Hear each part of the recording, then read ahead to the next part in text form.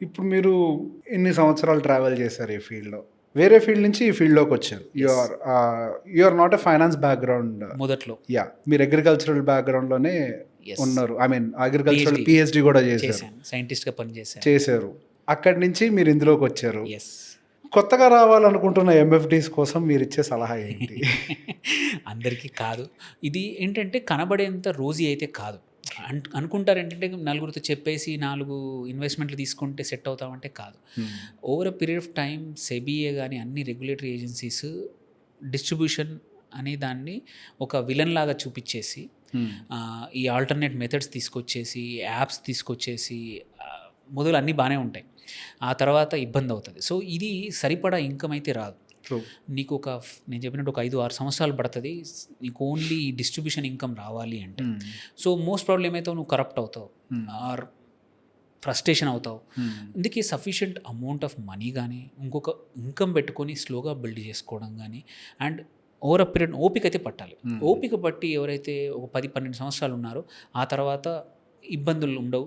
నీకు sufficient proper life style, correct income కానీ correct practice కానీ దొరుకుతుంది. So it's not a rosy picture out there.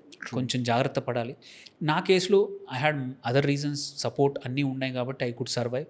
And most important ఏంటంటే survive కావాలంటే మాత్రం యూ నీడ్ టు బి. చాలామందిని చూస్తున్నాను ఎటువంటి నాలెడ్జ్ లేకుండా సింపుల్గా వచ్చేస్తూ ఉన్నారు అండ్ దే ఆర్ స్పాయిలింగ్. నేను ఇంకో ఫీల్డ్లో పిహెచ్డీ చేసి ఉంటాను, బట్ ఈ ఫీల్డ్లో కూడా I was best, I was gold medalist. ఐ వాజ్ ఫైనాన్స్లో ఏదైతే యూనివర్సిటీలో నేను ఎంబీఏ చేశానో అక్కడ 650 మందిలో I was gold medalist okay. ఫైనాన్స్లో. Okay. And people was surprised at the age of 32. నా పెళ్ళి అయిపోయి నేను సైంటిస్ట్గా జాబ్ చేశాక కూడా. So be good with your profession. మన ప్రొఫెషన్లో కావాల్సింది కంటిన్యూస్ లెర్నింగ్. హ్మ్.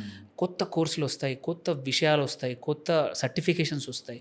పీపుల్ వు డూ దట్ సర్వైవ్ కాని వాళ్ళు వెళ్ళిపోతారు. ఆర్ ఇన్సూరెన్స్లకు స్టక్ అయిపోతారు, ఆర్ ఫ్రస్ట్రేషన్ అయిపోయి వేరే వాటికి వెళ్ళిపోతారు, రియల్ ఎస్టేట్కి వెళ్ళిపోతారు, ఆర్ ఇంకొక ప్రొఫెషన్కి వెళ్ళిపోతారు కానీ, ఆర్ బిజినెస్కి ఇంకొక ట్రేడింగ్ బిజినెస్ ఇంకో దానికి వెళ్ళిపోతారు కానీ they can not survive.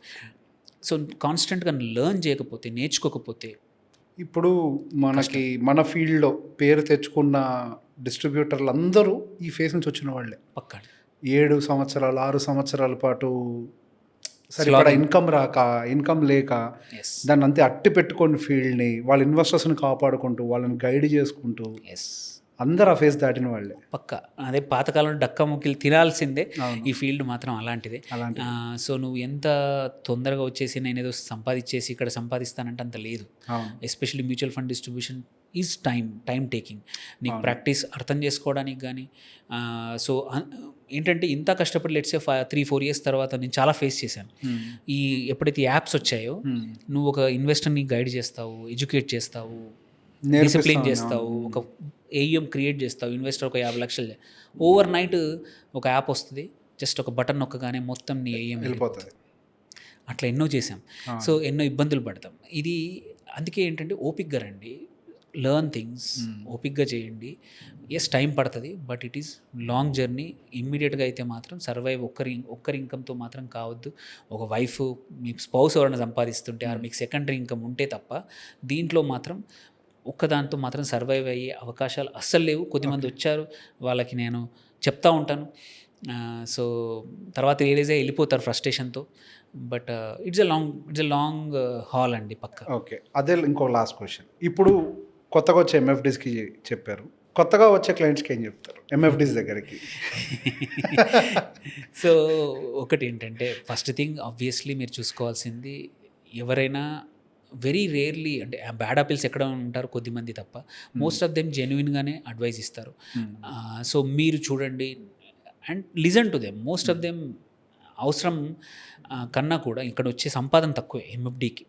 So ఇచ్చే కన్సర్న్ కానీ, వాళ్ళు చూపించే కన్సర్న్ కానీ, వాళ్ళు చూపించే అడ్వైస్ కూడా జెన్యున్గా ఉంటుంది. మోస్ట్ ఆఫ్ ద పీపుల్ నాకు తెలిసి అయితే very rarely I see dishonest. Most of them do that. So ఓపిక అనేది అటు వాళ్ళకి ఎంత ఇంపార్టెంటో ఇన్వెస్టర్స్ కూడా అంతే. అదే ఇన్వెస్టర్సే కాదు, ఈ జనరేషన్కి జనరల్గా మన ఈ స్మార్ట్ ఫోన్లో మనం స్క్రోలింగ్ చేసే జనరేషన్కి ఓపిక పోయింది మనకి. Just we need everything interesting. We swipe everything. But మన ప్రాబ్లమ్ స్వైప్ చేస్తే పోవు, మన ఇన్వెస్ట్మెంట్ స్వైప్ చేస్తే పెరగవు.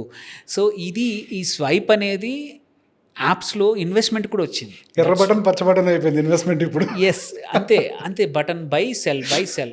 So some things you should not cell, something you should hold అనేది విషయాలు తెలియట్లేదు. అవును sir. So just too much information మార్కెట్లో ఇవాళ పడబోతుంది అనగానే అంత అమ్మేస్తారు.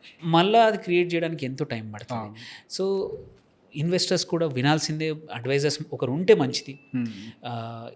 మీకు ఎట్లా ఇప్పుడు ఒక డిస్ట్రిబ్యూటర్కి ఎన్ని సంవత్సరాలు అవసరమో ఒక ఇన్వెస్టర్ కూడా నీ సైకాలజీ నీకు అర్థం చేసుకోవడానికి, నీ గోల్స్ నీకు అర్థం చేసుకోవడానికి, ఒక వెల్త్ కావాలి అనడానికి టైం పడుతుంది.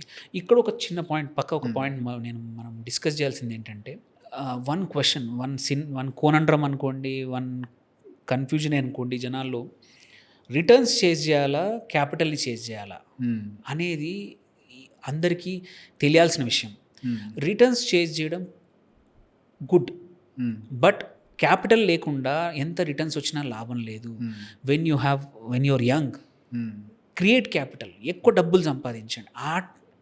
అంటే మీరు ఓన్లీ రిటర్న్స్ కోసం టైం వేస్ట్ చేసుకోవద్దు. చాలామంది ఆఫీసుల్లో పని చేయకుండా ట్రేడింగ్లు చేసుకుంటా ఆ ₹1,00,000 నువ్వు ఎంత చేసినా 20% పాడు చేసుకున్న వాళ్ళు బోలెడు మంది ఉన్నారు. ఎస్, ప్రతి ఒక్కరండి. మీరు ఆఫీస్లో లంచ్కి వెళ్ళి చూస్తే ఎటువంటి కార్పొరేట్ ఆఫీస్లో పక్కనోడు ఏదో చేస్తున్నాడని మనము చేసేస్తాము. పెట్టే 50,000తో నువ్వు 20% రానియండి, సంవత్సరం 100% రానియండి, సంవత్సరం తర్వాత 1,00,000 అవుతాయి. End of the day me bread and butter ఏంటి అంటే మీ జాబ్.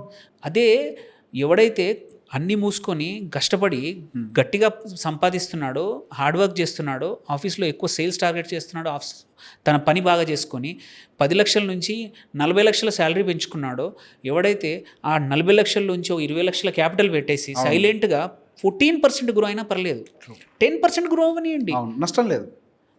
క్యాపిటల్ సఫిషియంట్ క్యాపిటల్ అక్కడ రిటర్న్స్ కన్నా క్యాపిటల్ చేజ్ చేయడం అనేది చాలా important. Capital chasing is right. Now I understood capital. yes correct. yes so capital chase చేయండి when you have time, learn, grow in your work, yes, add more incomes. True.